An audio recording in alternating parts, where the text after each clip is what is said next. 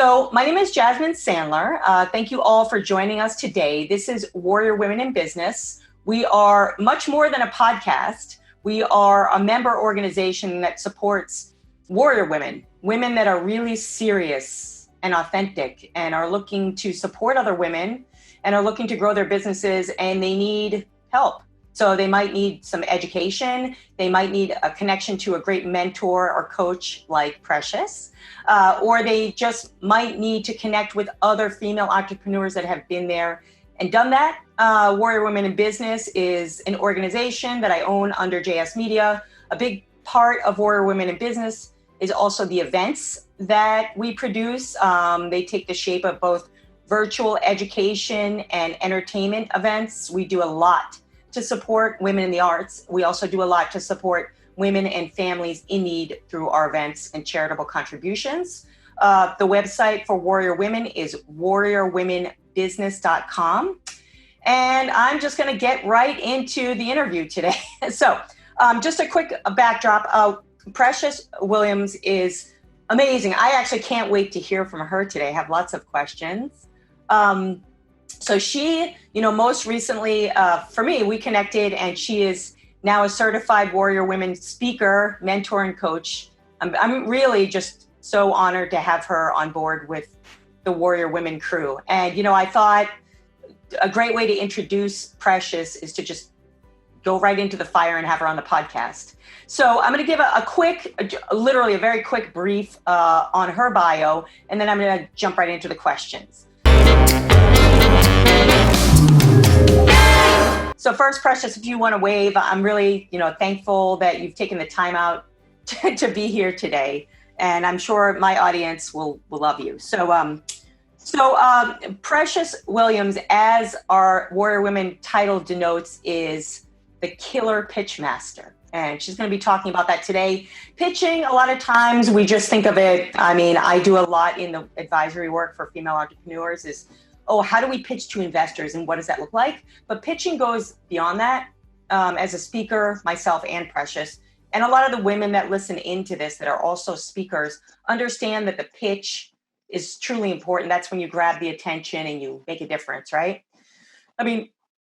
Precious is the expert on that, so there's not much I'm going to say on that. So we're going to talk about that today and how she got into it. Just a brief, what I think is really cool is that she's won the National Business Elevator Pitch 13 times. So congratulations, it's really cool. She's been on top television shows and publications for her pitching, branding, and professional speaking skills. And she was featured on season 8 of Shark Tank, which is really very cool. Also, she's been featured in Forbes Magazine, CNN, ABC, MSNBC, Wall Street Journal, the movie Leap, which you may or may not heard of. I actually did hear of it because I'm like a crazy follower of Richard Branson.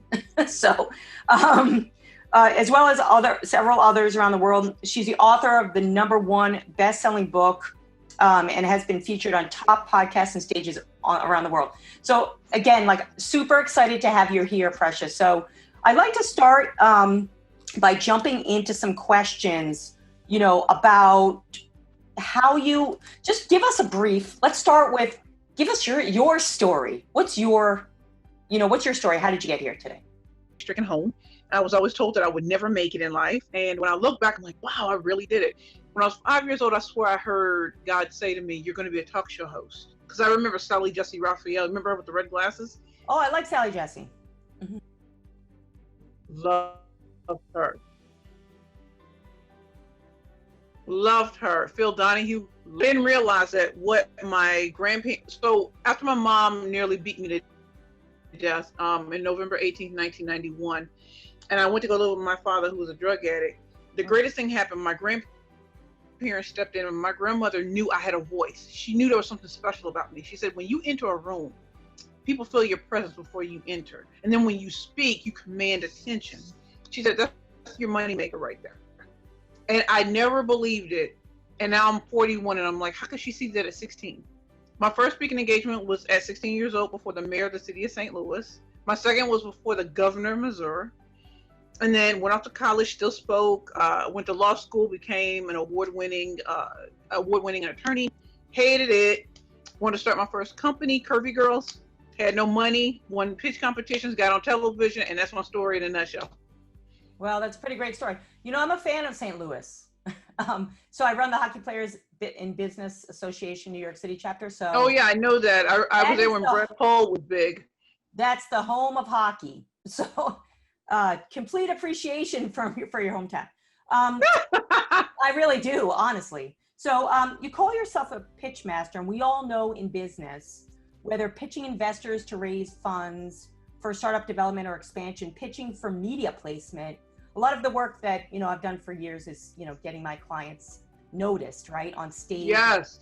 Media, right? So you got to pitch, you got to know how to pitch yourself. Or closing a sales pitch. All of these things are difficult. I mean, if they were easy, everybody would do them.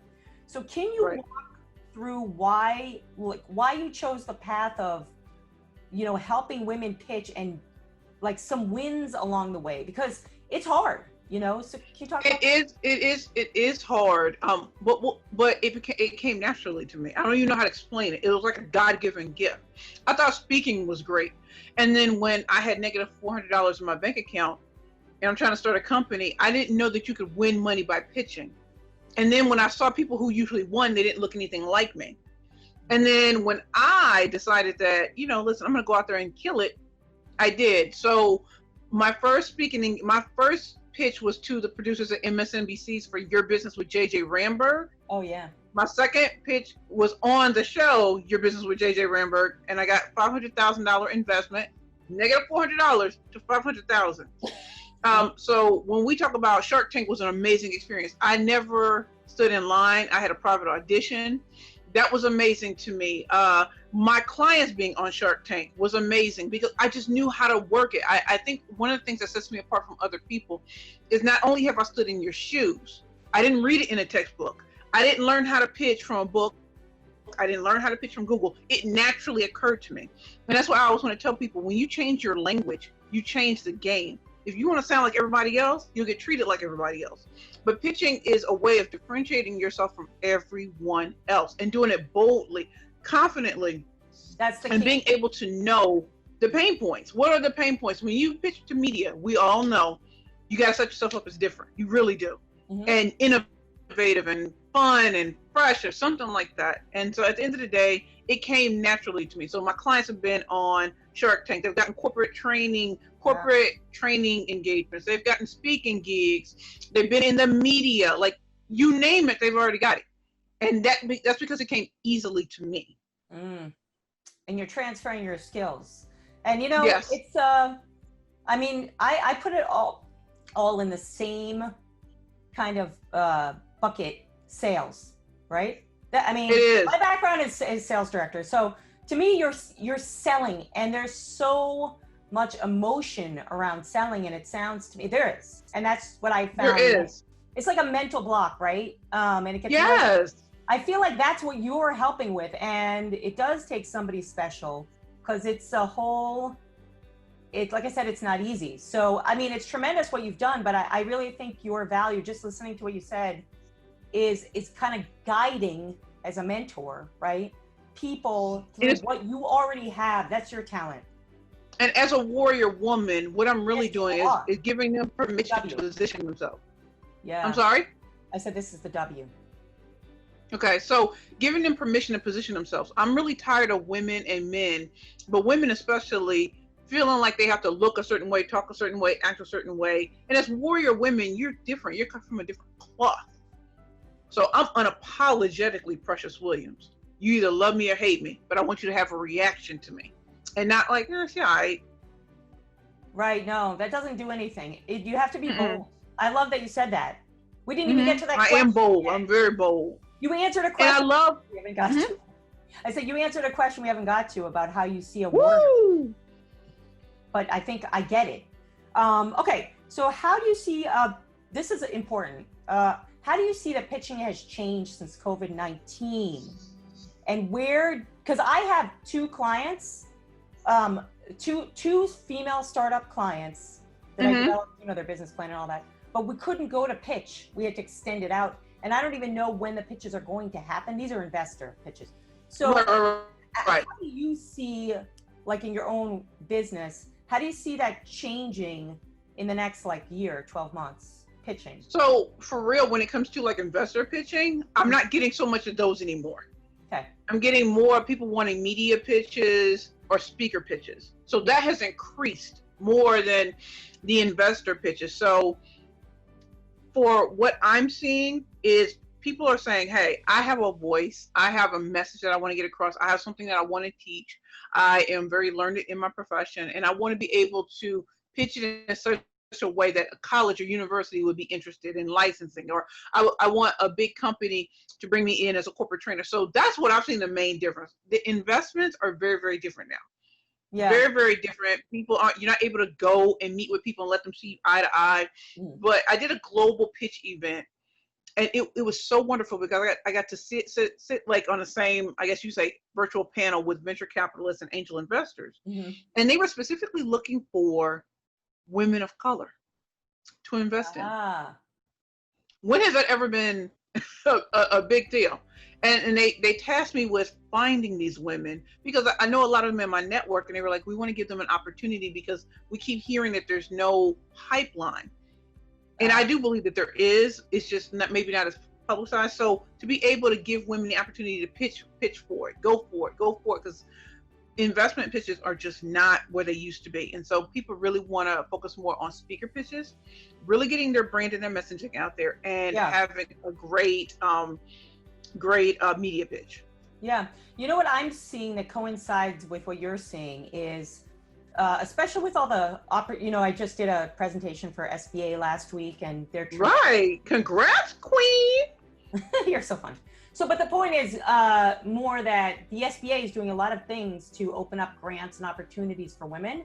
And in the work that I do in executive and personal branding, I found a real need to help them to develop their story, whether they're new, like a new entrepreneur, or they're a business owner that's been out there for a while, but they kind of need to reinvent themselves because you're so right. Yes. Our business because of COVID-19. I mean, normally you would be sitting with me to do this podcast, right?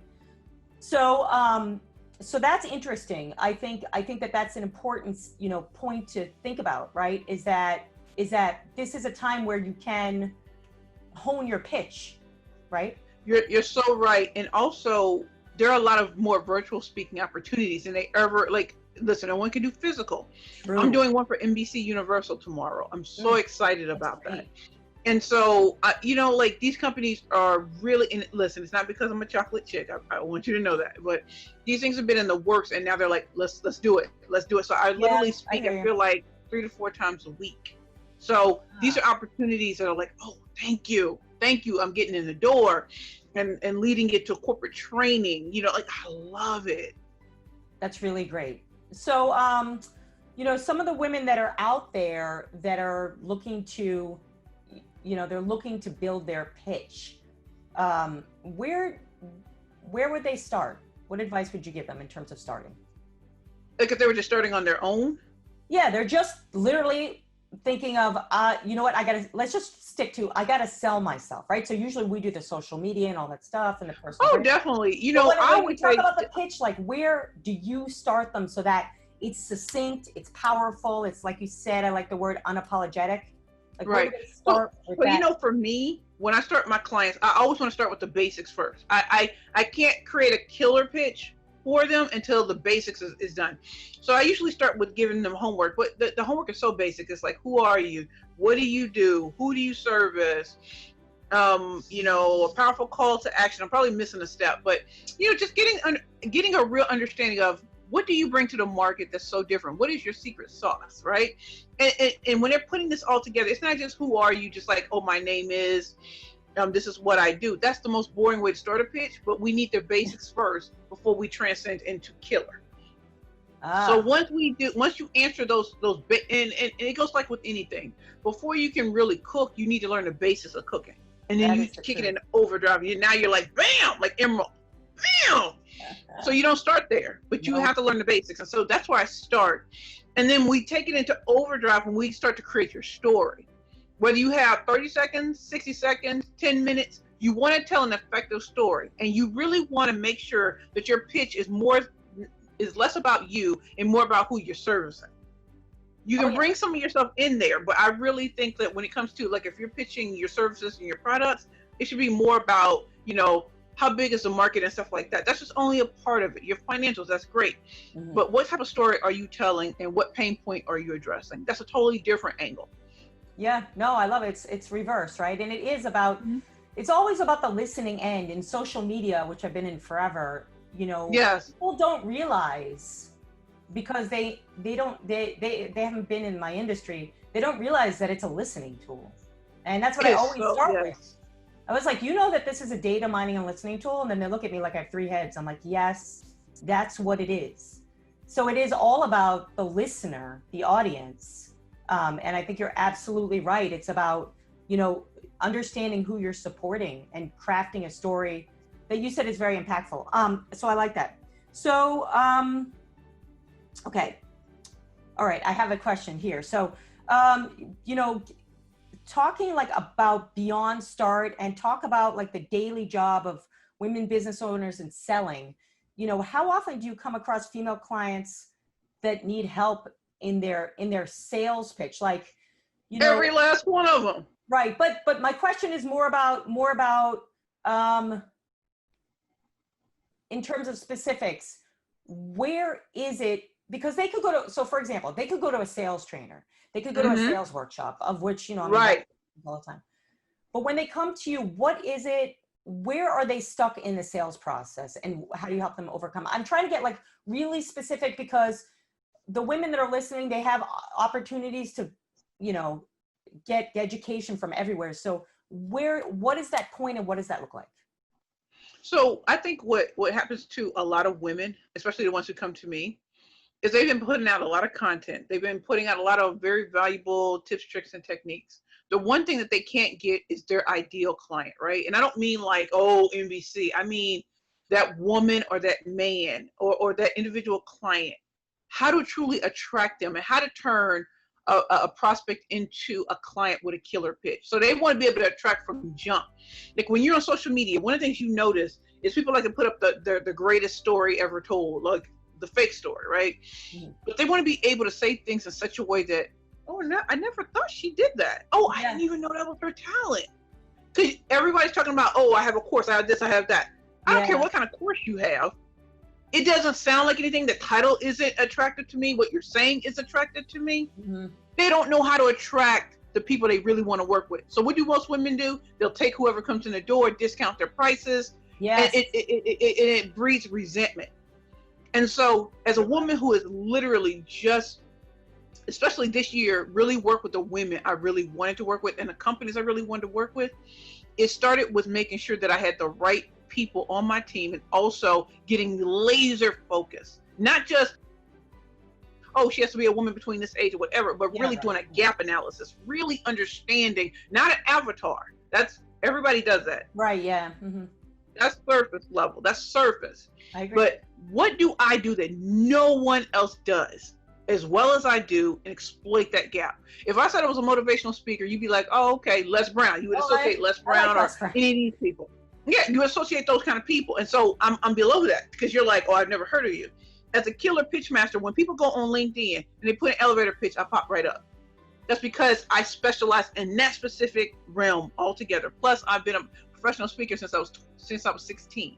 So I can teach on speaking and pitching, but most people will come to me for the pitch and turn into a speaker.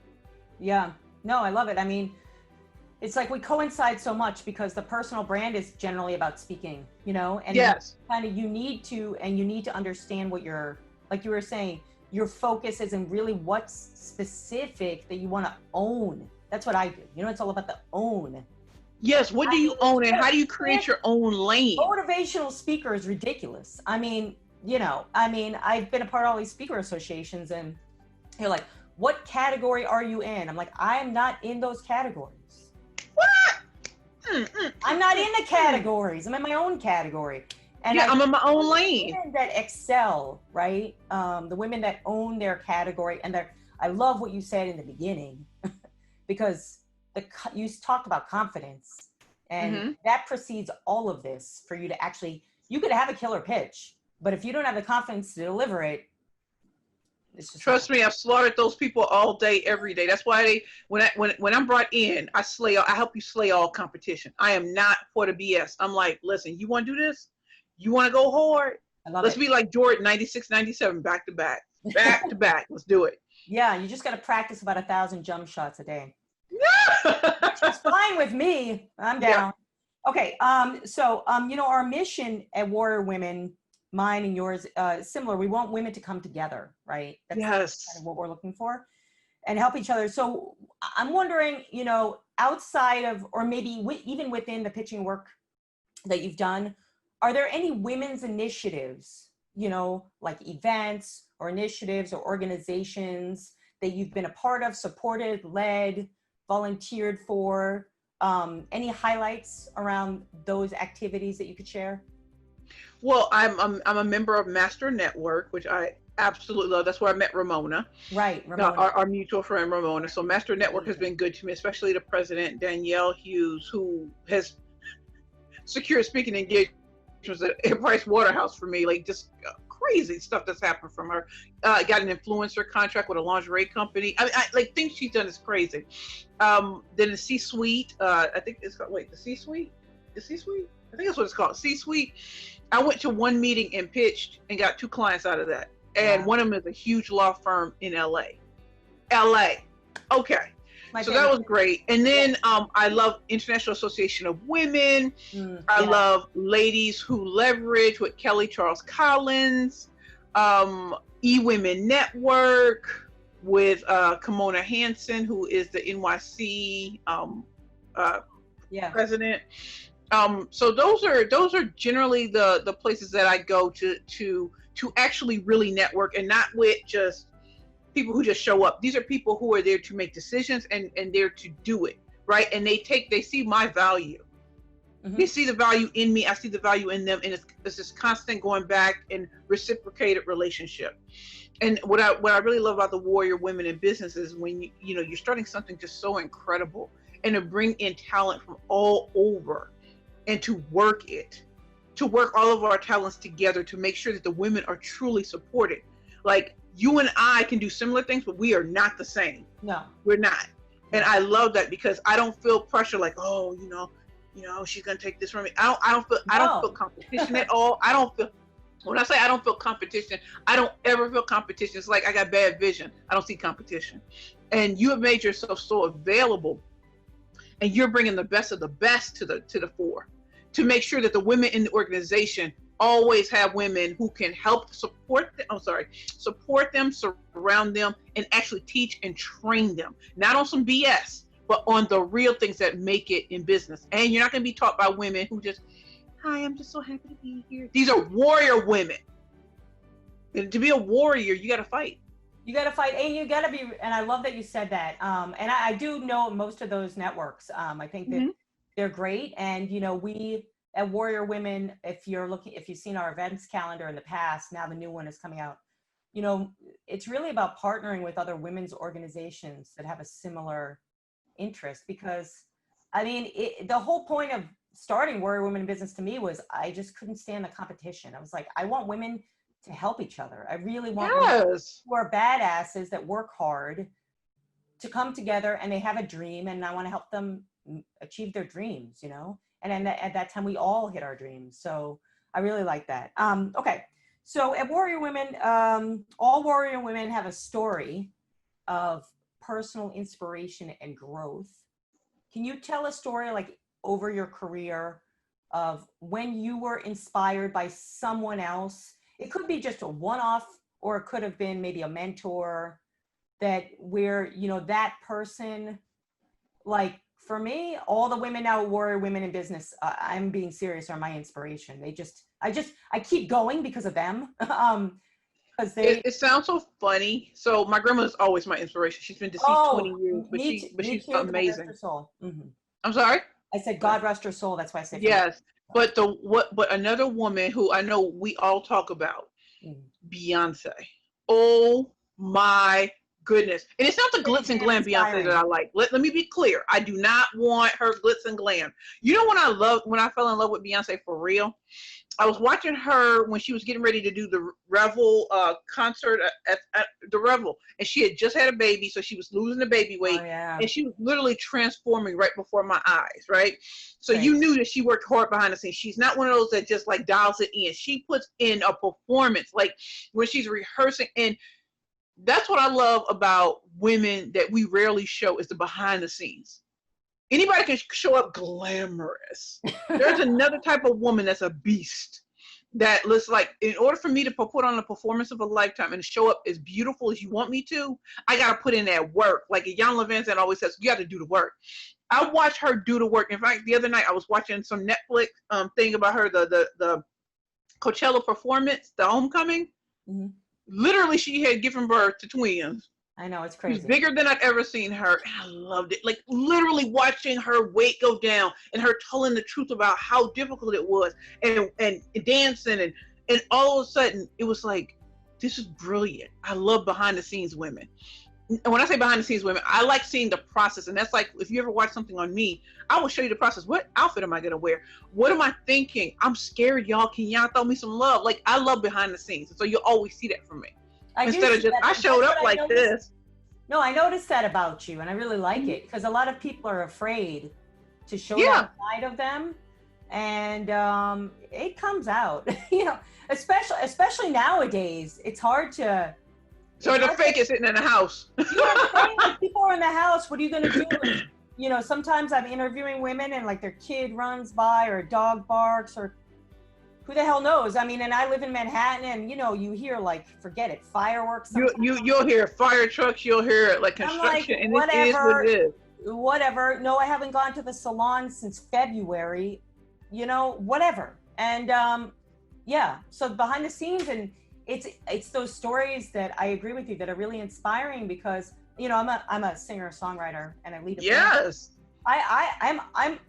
I look at female musicians that have developed and made it similar to business. It's just as hard, you know, and it is about the hard work. And I think that that's wonderful. So, you know, when you work with clients on the pitching, you know, what are the ones that win? Who are the ones that win? What do they do? You would think it's the ones that say they want it the most. It's the ones that truly are coachable and trust you to lead the way.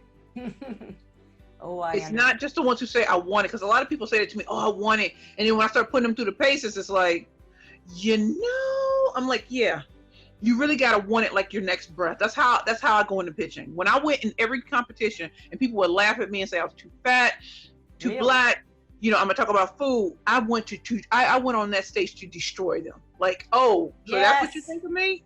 Okay. I'm going to stay quiet. And I'm gonna let the beast out when I hit that stage. And when I hit the stage, even the judges and the other investors are just like, I've never seen anybody command a stage like that. And I'm like, that's what I do. I'm tired of being underestimated. And we have so many women that have allowed people to underestimate them, that is seeped into their mind and into their soul. Yeah. And you want to free that. You want to free them from the cocoon and let them fly, and not have them under any circumstances feel like, this is the best I can do. I can do this corporate gig for the rest of my life. I'm like, that's safe for some people. Remind you. Well, it was safe. Yeah, so it was safe. But like, even in a pandemic right now, just like you, Queen Jasmine, even in a pandemic, an economic downturn and social unrest, I have never had the type of time I'm having now, being booked and busy, watching my clients be booked and busy. In fact, I got home an hour ago, and there was a package sitting out on the front porch. So I'm thinking, who's sending me a package? You know, because you know Amazon, you already know it comes in Amazon. That's not what this came in. It's beautiful. They're the busiest. I come upstairs to open it up. Yeah. And I literally cried because my client, Latrice, sent me a beautiful package to reflect the beauty that I have shown her. And it's the fragrance that comes out of it. Like, I would go over and pick it up, but you already know, we on time. But the beautiful thing is, I work hard for my clients because they work hard. Yeah. They work hard, and they make it so, they make my job so easy. There was a time when Jasmine, let me see if you agree with this. Have you ever worked with people you did not want to work with just because you needed the money? Hello. Isn't it different when you don't need the money anymore and you're working with the ones you want to work with? Oh my God, it's the best. And so, like, you can be dead tired and be like, oh, my girl Kimona, oh, about to go in, oh, and it's just refreshing. And then I'll take my black book to sleep. And also, like today, I had a conference call with a woman who she runs a publication and a clothing line, and we've done a couple of interviews together, and we're going to do quite a bit more. And it was so freeing to have this. I used to own a business called Creative Brainstorming. That's how I put myself through grad school. Oh, I like that. Creative Brainstorming. Oh my God, it was the coolest illustration that I made a million years ago. But anyways, so the point of the story is we spent an hour on the phone just brainstorming business ideas on what we're going to do together, because there was no objective of money. It's just an objective. It's just an objective. She said, I need some help. And I said, so do I. And we just came together, and now we're planning out all these great things, and that's what it comes down to. So I completely agree with you on that. You're absolutely right. Like, my clients make it so easy for because I have the ones I want now. Yeah. Some people will throw out the words of high net worth, wealthy, and I'm like, are you ready for that right now? Like, honestly, you just started. Are you ready for that? Some of us need to build up. Some of us need to build up, and some people can start at the top. But I'm telling you, there's levels to this. Absolutely. I mean, and that's what this is all about, right? Yes. Building a business is a puzzle, and this is like the creating the jigsaw in the puzzle and kind of putting it all together and being that like map. That's the way I look at this. That's the way I look at you being part of the system. It's the way I look at me supporting you. So, I think that it's very, symbiotic, and a lot of people don't understand that when they come into business. So I'm really glad that you brought that up. No, not at all. I think a lot of people see the people who are having success not realizing that I have yet to meet the person that had overnight success. I have yet to meet that person. I know what Inc. Entrepreneur and Fast Companies say. I know I've never met an overnight sensation yet. I've yet to meet that person. I have never met an overnight sensation in music. I've never. In music, and I know some famous musicians, and in business, and I know some famous business people. None of them, unless they were like a family office, right? If they're handed a family office, even that, I've worked with family-owned businesses a number of times. And I'll tell you, like, I met with CF Martin, which is the top acoustic guitar manufacturing company. And anyways, I met with them last year, and I met with the CEO, really nice guy. And basically, I could see how hard this guy works. It's not like he's not working. It's not like he's not continuing to build a business. His, grandfather's grandfather built the business, but you got to keep going. There's no, it's real. It's real. It's doing the real thing and working hard.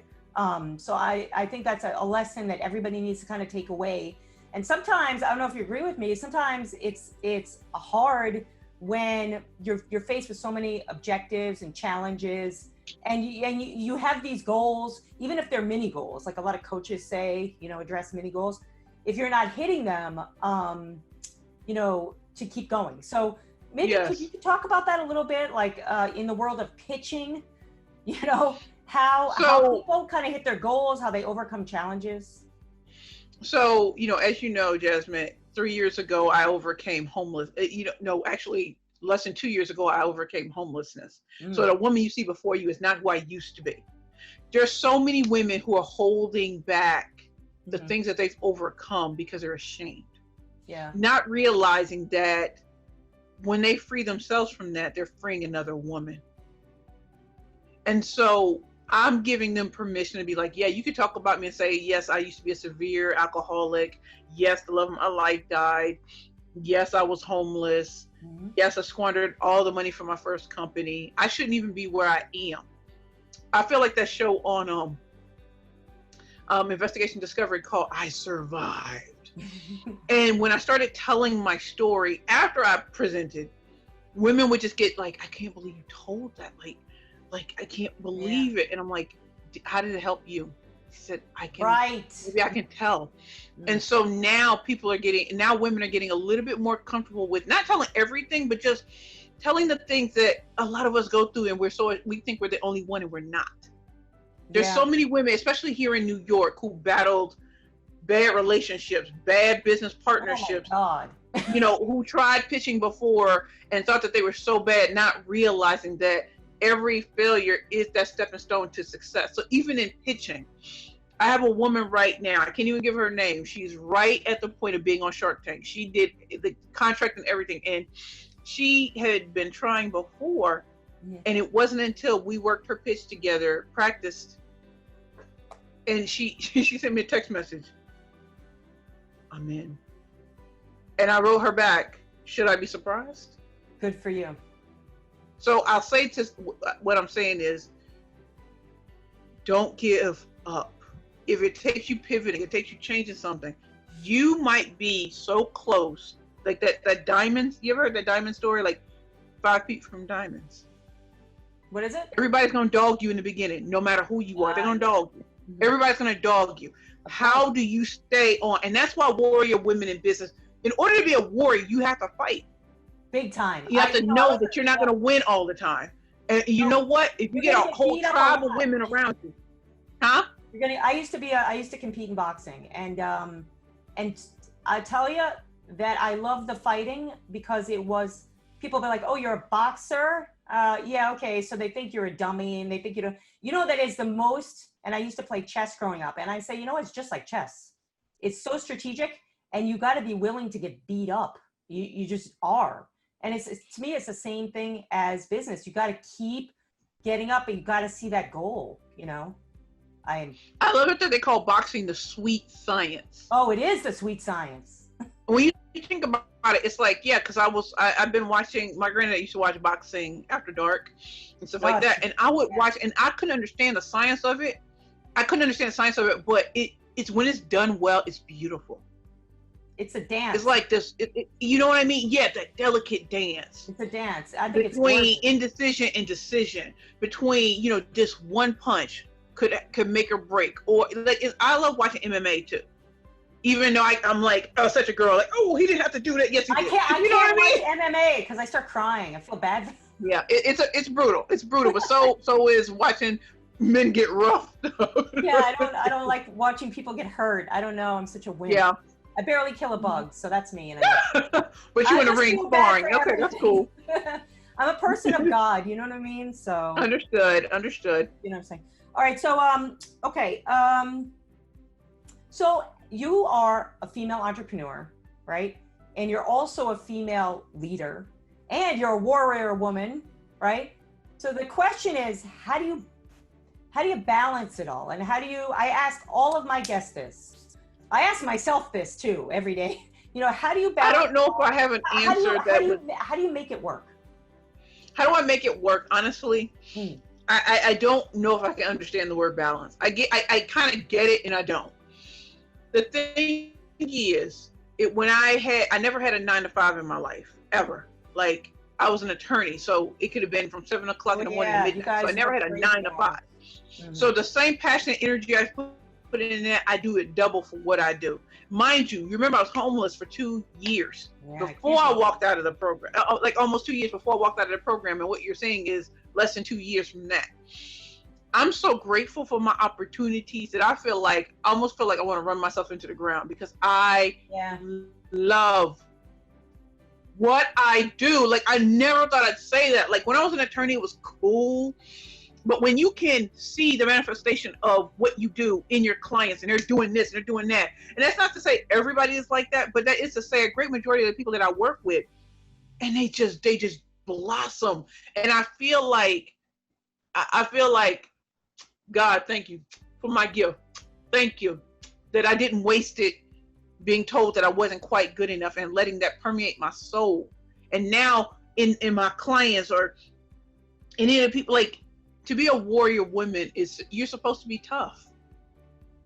Even if you were like Wonder Woman, you got to be tough in these streets. And so it's like, truly, it's an honor to do what you want to do in life. Oh, I don't know about balance. I don't know about it. I guess I never had balance. No. But I have a great life. Even now, I still have a great life. That's a beautiful thing. And doing what you want to do. And that's why with Warrior Women in Business, you know, I kind of break it down into percentages. I don't know, I'm a MBA type of person. But anyway, so I look at it and I keep wanting to get the Warrior Women in Entertainment segment of it to keep blossoming, because that's my passion. Like back here, I have my keyboard, I have my guitar, like all this right behind me, you know, and it's a blessing to be able to bring it all together in a way that you love. You know, you love. I love when I speak and some attendees like, you changed my life. I'm like, oh God, at least I'm doing something good. And I always say the same thing, like, at least I'm doing something good. And I think women, and I don't know if you agree with me, they really need to pat themselves on the back more, you know? Heck yeah. You have nobody to do that, right? Heck yes. You have nobody there to do it, especially if you're a one-woman show, you know, you just don't have. And that's also why I'm doing Warrior Women in Business. So all the onesies out there, so we're not alone. Can have a home. The land of the misfit toys, you know? Bring it to Rock. Right? Bring it together. And, you know, so that's important, I think. So speaking of that, like values, what values do you stand by every day? And I'll just give you mine, right? You heard it from me probably 1,000 times. Honesty in business. When I got my grad degree, my favorite class was business ethics. And I even asked a professor, is there a sequel to this? I loved it because in corporate, I have seen so much crap. Like I used to work at AT&T, the evil empire, and I can say it on film and I don't care.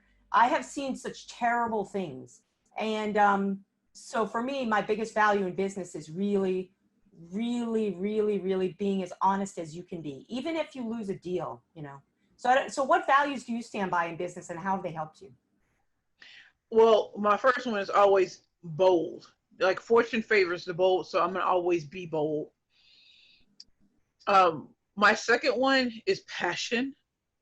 Just passionately going about, like passion is contagious and it hides a multitude of sins. You're just happy about it. And I think number 3 is really teamwork. Like when I was growing up, I didn't really like group dynamics. But I think the reason why I didn't like it is because the older I get, the more I see that people are coming into their own, and that's how we can start to do things now. So, you know, I love what you're saying about ethics and integrity. I like integrity. You know, like I stand behind what I do. Yeah, and I love to tell people, oh, you think I'm not who I say I am? Test me. Bring it. Whatever you want to do, let's go. I said, I've done this for far too long. I'm not one of those people that feels like I know everything. But in this realm, right here, the investment I put in right here, I'm going to go against the best all the time. I don't want B players. I don't want C players. I want to go up against the best. As Ric Flair said, to be the best, you got to now you're talking my language. I know. And that's when you think about Warrior Women in Business. This is like, to be the best, you got to be the best. Yeah, no, he's so unapologetic, and he's so. Isn't he? Jet slided. What is that? Right? Mm-hmm. He's so inspiring. He really is. He really is, and he doesn't have to have the 6-pack abs and all of that. He's just like, I'm the best there. And you know who else I love? Bret the Hitman Hart. The best there is, the best there was, the best there'll ever be. And I used to call myself this: the excellence of execution. I got that from Bret Hart. The excellence of execution. I love it. Yeah, even when I was in college, they used to call me the executioner. Give me the ball. I'm gonna run with it. Give it. Just and listen, that's what people need. That's the failing. That's also in business. It's like a failing point, execution, because you know you're an entrepreneur, and like every single person has. I mean, I always have too many ideas. That's what my COO says. Girl, she's like, calm down with the ideas. But she's right because you know, once you have an idea, what do you have to do? You got to flush that thing out. Got to. Because if you don't, you're going to end up wasting all this money and time that you don't even have.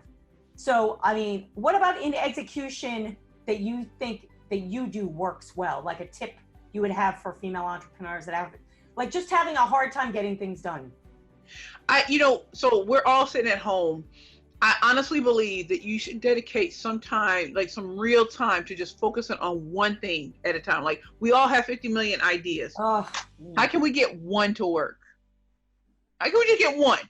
Because you can, if you do it right. Am I right, Jasmine? If you do it right, the other one, some of the other ones can come true too. But you'll never know if all you do is bounce and bounce and bounce.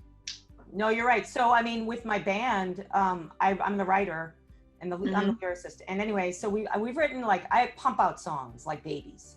Right.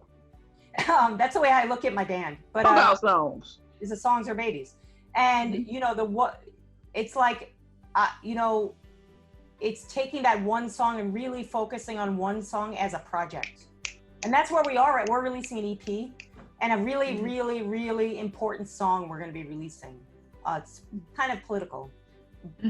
But it's neutral because I'm like Sweden. But anyway, but that project of one song, it's been like 2 months solid, and we work on it 3 times a week, and we're still like, it's got to be right. We got to know that that the audience is out there. We got to know that it has monetary value, right? We're trying to get across the right message in a succinct way, and that's business, right? And that's the pitch. I love that you said the one thing. And I think a lot of times we fall short because we give up, like you said. You said that we could be close to something, we give up. Maybe we detour, right? And go on to something else. So I really like that you said that. I think that's very poignant. So what other advice do you have out there for entrepreneurs that are either startup or existing? Most of the audience, women I come across, are like women that have had a business 5 to 10 years. They're usually stuck, and most times I'm giving it up to all the women out there. It's not their fault. A lot of times it's like, resources or the economy or something, and then they have to shift.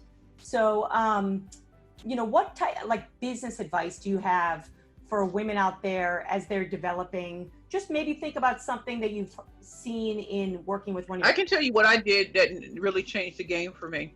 I changed my network. I really did. And I know that sounds like, cliche. No. Do you want to hang with people who are just doing or at your level, or do you want to reach higher?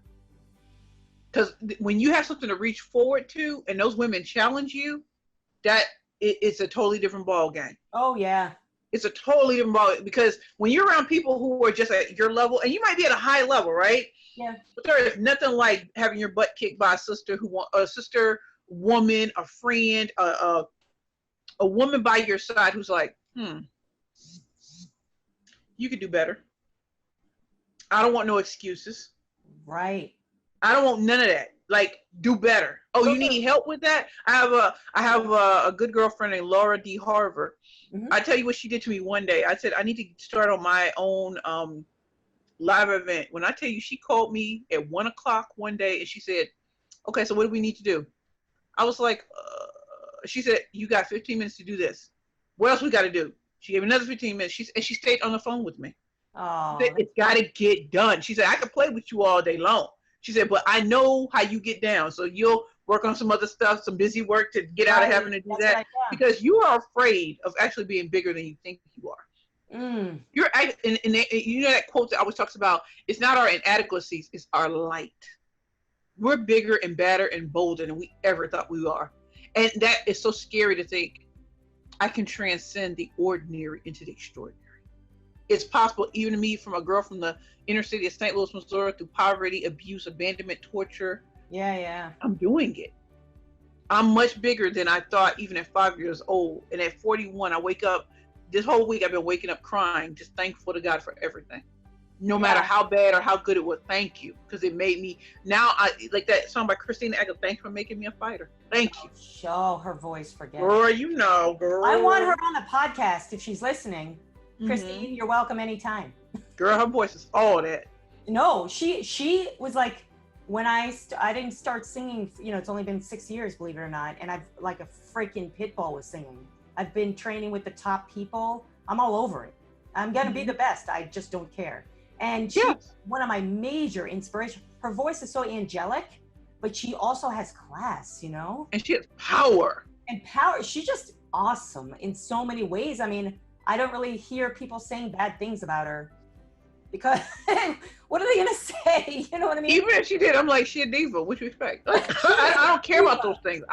Listen, I'm not here for women who are just polite. I'm here for the ones that kick butt women. I'm here for those chicks. Yeah, and that's the key. Like this whole concept of being, like we're talking about, and what you brought up is being unapologetic. Like you said, your values of being bold and going for what you want, but also in the same vein, supporting other women. And I love what you said about, really, I agree with you that we're here for a purpose, and that is to deliver on our talent, you know?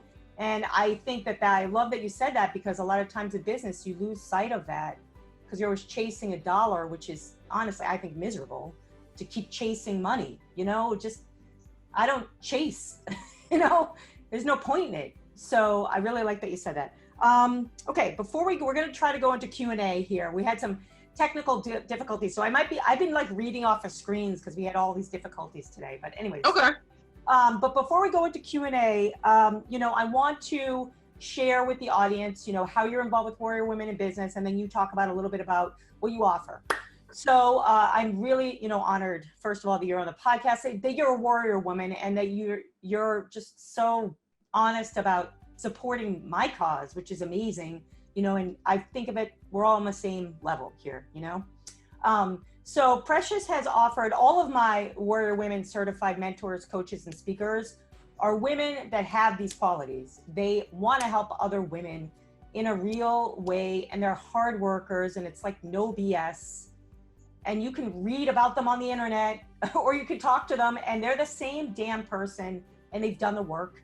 So if you go on warriorwomenbusiness.com, you'll see them.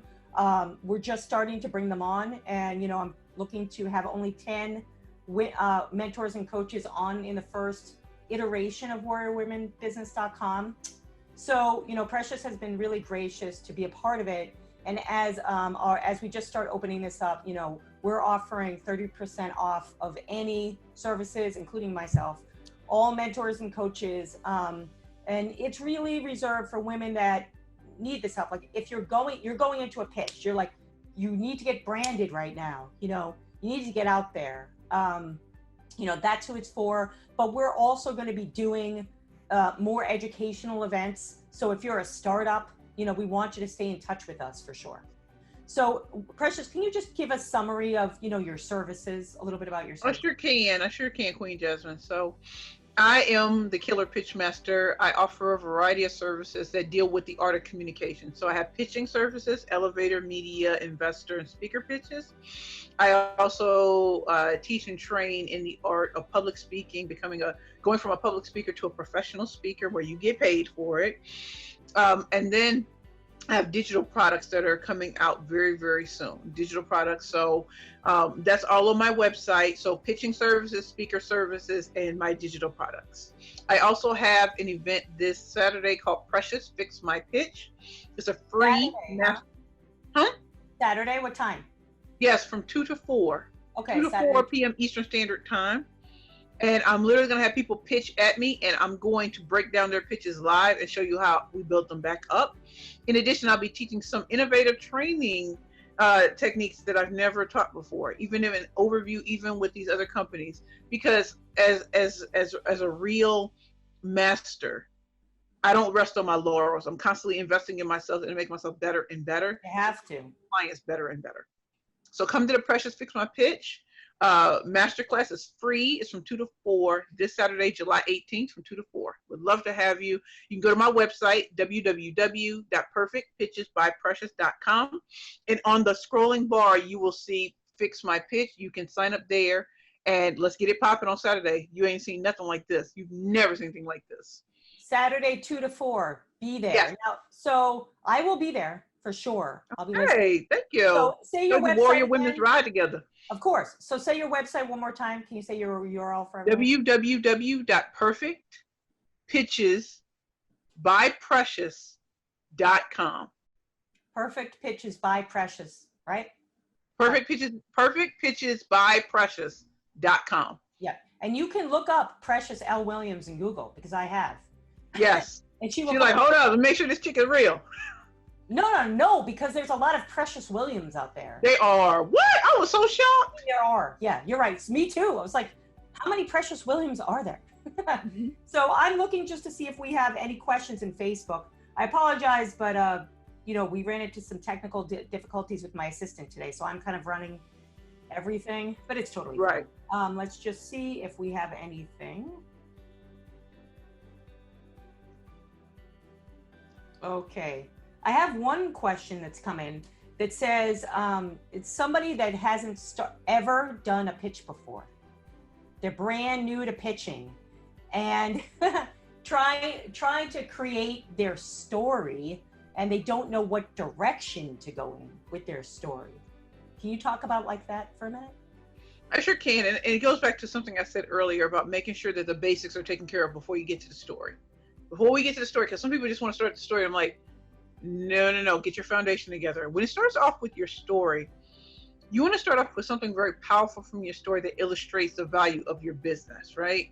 So it could be, you started teaching dolls when you were like 6 years old, like you were the teacher in the classroom and you always knew that, you know what I mean? It could be something like that. Or what was the inspiration for creating your company, your business in the first place? Like, was it stacking Legos as a child? Was it building up robotics and stuff like that? Was it science, STEM? What was it? And being able to distill it down into 1 to 2 very important stories in your own life and taking it to the next level, right? So we all know about Bill Gates and Steve Jobs with the garage and tinkering and all that kind of stuff. Well, for a lot of us women, we didn't have garages. So we may have started in a kitchen. That is a true point. Right. And you see, we just count the women's stories. And I'm like, listen, I started in poverty. I remember my mom used to make me sit in a room and I would read all her Harlequin romance novels. They did nothing for me. But wordplay meant a lot to me. Of course. How they put the words together. Very eloquent. Mm-hmm. Yes. And so even though the books did nothing for me, the structure of it was very important. I became a poet because of it. Oh, yes. Well, you know what I mean? So I do. I'm a poet. I understand. Yeah. So nothing is wasted in your life. I promise you, nothing is wasted. Wow. And the things that you're afraid to let people know will be the very things that they feel that they can relate to you for. That is wonderful, because that's a lot of what we're talking about. And I always say business is psychology. I've been saying that forever. Since I fell in love with psychology, I read a whole encyclopedia basically on Sigmund Freud when I was little. I just love psychology. It's awesome. Mm-hmm. And right. I think that's what you're talking about. Like, all this kind of fear. It's how do you get started? Get started. That should be a bumper sticker. Yes. Right. Okay. Don't take the elevator, take the stairs. Don't take the elevator, take the stairs. When it comes to business, you can try and go as fast as you want to go. At the end of the day, take the stairs. Learn your craft. Don't look at someone else and rush your journey thinking, oh, they did it overnight. They did not. I promise you, they did not. There were iterations, there were pivots, there were changes, there were all these things that you don't know about, that don't come out in stories about them. So you're comparing their victory lap to your first step. Don't. It's an unfair comparison. Yeah, and also I love it because comparison in itself is just a losing game, right? I think it's a losing game. Period. I just want to say it and highlight it because it just is. I don't want people out there, even women's organizations out there that, also support women entrepreneurs. I'm not interested in competing. I'm interested in collaboration and partnering. I mean, Warrior Women in Business as an entity might be new, but I know that I respect the women's organizations. Like you mentioned, International Women's International Association of Women, eWomen Network. I totally respect them. It's that's how we have to look at it, and that's it's how can we tap into each other and help each other. I really like. It's like this. There are many speakers in the world, just like me. We're and all you. speakers. Yeah. We just like, I don't compete for what you have. I have my own, and I'm on my own path. And so I don't care if I come across 50 million speakers. I don't ever get nervous. I went somewhere and they were like, oh, this person's speaking. Are you nervous? I was like, they got to be worried about me. I've heard them speak. They've never heard me. It's true. As a speaker, I'm always like, nobody can touch me because I don't fit in their category and I'm me. Word. Who are you comparing me against? A social media speaker? I'm just Jasmine, you know? And I think that's what helps people move forward once they realize that, you know, especially if they're a small business owner, right? It's generally them that's driving the sales through the pitch. Right. And I say that to anybody. When it really comes to really owning and embracing who you are, it doesn't matter. Do you know how many social media influencers or how many big people I've heard speak because they were successful in business, but they have no speaking skills? Do you know how often I've heard that? Are you kidding me? And I'm like, I know why you're here. It's obvious why you're here. Now, to regular everyday people, they'd be like, oh, that sounds good. I'm like, I know. They really don't. It's funny. I'm like, it I think it's funny. I'm like, whatever. All right. So a couple other questions. What are the biggest pitch mistakes to avoid? Oh, one, don't be boring. Don't be boring. I know you might think you got it going on. I'm like, you're boring. Number two, don't start off with the name of your company and your name. Boring. Start off with a quote, a question, a startling statistic. You know how I walk into the room. Raise your hands if you want to be a bad bitch with a power pitch. Women are so stunned and shocked, and they love it. Like, oh my goodness, she had the yeah, I got audacity. That's what I love, audacity. I want you to challenge the status quo. If you're just saying what everybody else is saying, goodbye. We can't work together. So number one, don't be boring. I like it. Number two, don't do what everybody else is doing. And number three, for real, have audacity. Like, you want to stand out in a crowded marketplace. That's what you say. Then why are you trying to sound like a homegirl? There will never be another Deepak Chopra. There will never be another Oprah. There will never be another Sally Jesse Raphael. There will never be another Wendy Williams. It's all about the individuality and owning it. That's what I'm saying. It's like, hi, my name is X and I do this, right? And that's why I'm not, you know what's weird is, like, I've been a keynote speaker forever, and the bigger audience, the better for me. The bigger challenge, the better for me. I get like so jazzed up, it's weird. But yeah, I like being in front of like football fields, but there are some times where when it's really intimate, people see you differently.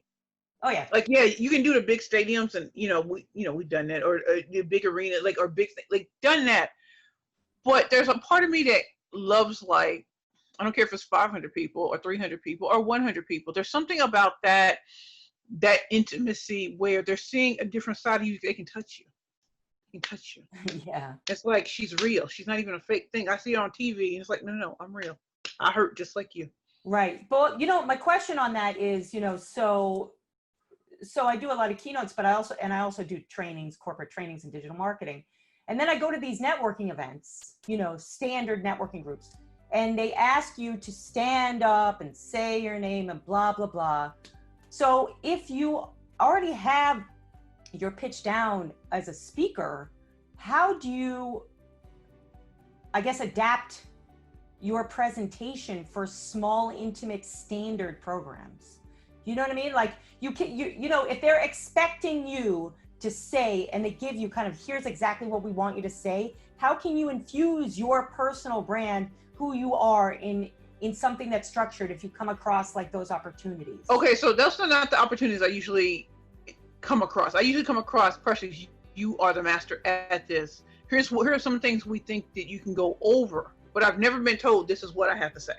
So for me, being a master like I am, and you being the master that you are, that's why it's important to invest in yourself and be around the right women, being around the right network, because we will start asking you questions to pull other things out. If all you're doing is rehashing the same thing you rehashed 8 years ago, you're not a master. I'm sorry, you're not.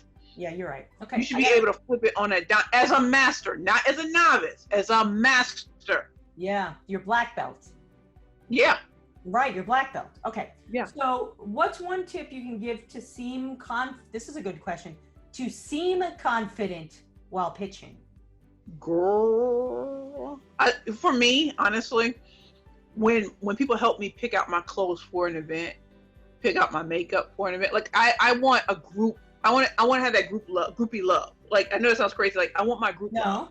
I want people to feel like they're a part of my process, and that gives me confidence because it's like, oh, they ready, even though these people are not going to be in the audience at all. And another thing that I do is when I'm physically able to speak to people, I like to come in extremely early, talk to the audience members, not let them know I'm speaking. I love feeling that energy. So when I step on that stage, like, I'm like, yeah, what we do in these streets is what we do.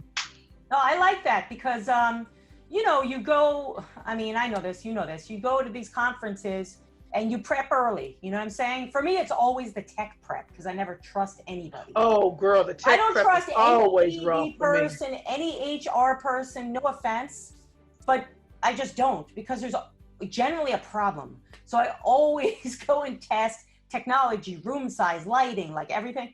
But, you know, a lot of times you go in and you're the next person up, you know, and sometimes I'm just gonna be honest, sometimes you might be nervous. I don't know. Right. I mean, you might be. And you're absolutely right. But I like what you said about talking to maybe some of the other speakers or audience members. It's like, hey, how's the conference going? And then you kind of lessen that jittery feeling of ongoing. That's awesome advice. I actually really like it. Okay. Can you pitch something twice if a pitch has not been successful the first time? Yeah, you just have to figure out what was wrong with the first one. Yeah, you pitch twice. Like my first pitches didn't start, like my first pitch was really developed on the fly because I didn't know what pitching was. My second one was developed over time. So it was an extension of the first one. So it got better and better over time. Yes. Of course, they always get better over time. Okay, I think we're good on questions. It's 3:15, so we've run over a little bit. So, you know, I want to really thank you, Precious. This has been, for me, every podcast is great, but this one has been the most real one. It's been the one where we can really talk to each other. And, you know, there are a lot of nuggets out of this that I think will help people, you know. Oh, definitely. Just to kind of recap for the audience, you know, some of the advice that you gave, which I thought was stellar, is, you know, being bold, being unapologetic, you know, focusing on one thing. I really love that. I have a book. Jack Canfield was one of the authors. I love him. And it's called Focus. I think it was written. He's a great mentor in real life. Oh, really? I'd love to meet him. Anyway. Yeah, we were in Leap together. Oh, really? Okay. So everybody should watch Leap. I mean, he's amazing. Like, I've read his books. He really is. Yeah, he's amazing. Very inspiring. So that book, anyway, is like torn to pieces in the highlights because I've read. It's like every time I feel all out of whack, I go back to that book. And the message is simple: focus. You know what I mean? So I love that you said focus on one thing. Owning your pitch, being confident. You know, I really like the fact that you talked about, which everybody should learn from, which is telling your own personal story and really taking a look at why you started the business in the first place, and let go of like the standard structure of my name is and this is my company. And don't be boring. I mean, boring stinks. I'm not interested in boring. And so I think those are some of the things you can think about. And again, Precious is a Warrior Women in Business mentor, coach, and speaker. So she this Saturday from 2 to 4 p.m. she's holding a free masterclass. You can go to her website to find out more about that or get involved with that class. And then through Warrior Women in Business, she's offering for women that are really serious, that are like, maybe you are planning your investor pitch, or maybe you're going into a sales pitch, or maybe you just joined like the National Speakers Association or something.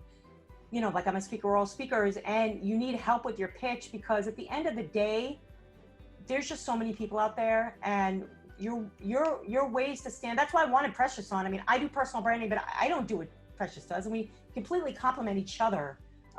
There's one part about identifying your brand, building your brand in social media, but you know, the pitch is like, all right, you're on the hot seat. You got to say something in 30 seconds. And you got to make a difference, and you got to drive impact, you know, and that's what it is. People could forget you, you know, and you never want that. So no, that's what Precious brings to the table, and she's offering 30% off of all of her services. to Warrior Women Business members. We are warriorwomenbusiness.com. I am Jasmine Sandler. I am the host, producer, and owner of Warrior Women in Business. I look forward to hearing back from all of you on how you like this. We're going to send out a request form. And if you want more information, please reach out to info@warriorwomenbusiness.com. And I hope to see you all on Saturday with Precious and I. And thank you so much. Signing off from Warrior Women in Business.